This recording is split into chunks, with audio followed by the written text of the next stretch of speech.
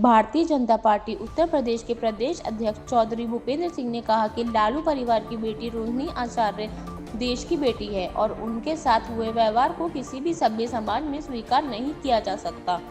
उन्होंने आजम खान पर प्रतिक्रिया देते हुए कहा कि जैसी करनी वैसी भरनी, कानून का उल्लंघन करने की वजह से आजम खान और उनके बेटे पर कार्रवाई होना स्वाभाविक है। एसआईआर को लेकर उन्होंने स्पष्ट किया कि मतदाता पुनरीक्षण अभियान का उद्देश्य सिर्फ पात्र मतदाताओं को शामिल करना और अपात्रों को हटाना है। यदि किसी को आपत्ति है तो वे संवैधानिक संस्थाओं का दरवाजा खटखटा सकते हैं।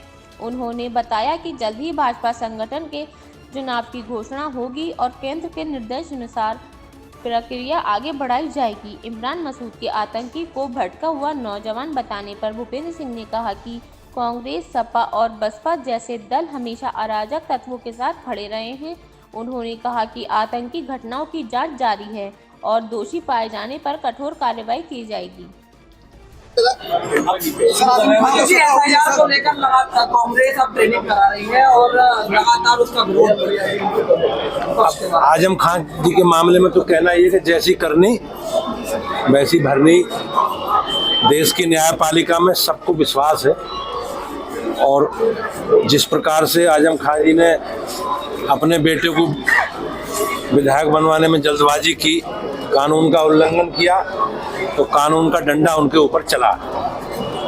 जहाँ तक एसआईआर वाला विषय है, मतदाता सूची का विशेष पुनरीक्षण अभियान चल रहा है और इसका मकसद केवल पात्र मतदाता लोगों को मतदाता सूची में जोड़ना है और अपात्र लोगों को हटाना है।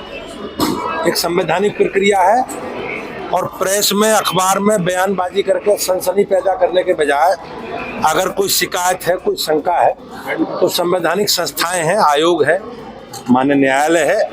इस प्रकार की नकारात्मक राजनीति करने के बजाय, देश के संविधानों, संस्थाओं के प्रति अविश्वास के बजाय कांग्रेस पार्टी को और विपक्ष को कोर्ट में जाना चाहिए या माननीय निर्वाचन आयोग में शिकायत करनी चाहिए। वो ट्रेनिंग करा रहे हैं अपने कार्यकर्ताओं को एसआईआर को लेकर। निश्चित रूप से सबका अधिकार है लोकतंत्र में और कांग्रेस एक राजनीतिक दल है। लंबे समय तक कांग्रेस ने देश का नेतृत्व किया है, तो उन्हें अपनी सभी प्रक्रियाओं को पूर्ण करने का अधिकार है। लेकिन देश में अनिश्चितता पैदा करना, एक नकारात्मक एजेंडा चलाना और देश की संवैधानिक संस्थाओं को कमजोर करना, लोकतंत्र को कमजोर करना और मीडिया में इस प्रकार की सनसनीखेज बयान देकर देश में लोकतंत्र के प्रति अनास्था निर्माण करना, हम लोग उसकी निंदा करते हैं। और देश कालाकानी को लेकर के सुधार जो है फिर से एक बार तेज हो गई, क्या लगता है कि निश्चित रूप से संवैधानिक दल के नाते हमारा एक संवैधानिक व्यवस्था है और हमारी प्रक्रिया चुनाव की प्रदेश की पूरी हो गई है।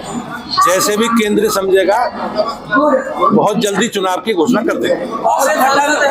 सरकार की सपोर्ट में बैठक हो रही है, जमीनी स्तर पर क्या मांगता है कि आपको जो हमारे लिए सब गर्व की बात है।